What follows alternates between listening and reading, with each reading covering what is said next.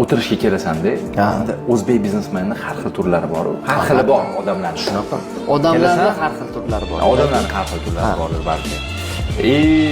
Kelsang, endi har xil biznesmenlar bor ham, bir xillari yengil bo'ladi. Mana sen bilan gaplashamiz mana.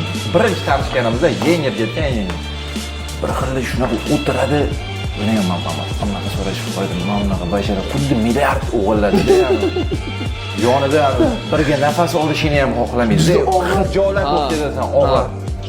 Sani fikring bo'yicha odam qanaqa bo'lishi kerak? Mana sodda, ko'p, juda ham boy odamlar sodda. Qo'shilasam shu gapga 100%. Agar odam o'zidan kimdir yasagan odam, u nima desam ekan, haqiqiy odam emas. Sodda odam bo'lsa, chunki u yana boy gapimda borim bor, yo'g'im yo'q, shunaqa endi kechirasiz agar nimadir noto'g'ri aytgan bo'lsam, meni fikrim, meni ongim sizniki bilan to'g'ri kelmasa, ming bor uzr deb qo'yadigan odam sodda bo'lishi kerak-da. U o'zidan bir burnini tepaga ko'tarib olib, sizga bundoq bir ko'pincha bunaqa insonlar mansabi baland insonlar shunaqa bo'ladi. Manda mansab yo'q. Manda soqqa bor. İnsoniyatlik yuqori bor. Siz shuni to'g'rilab qo'ying.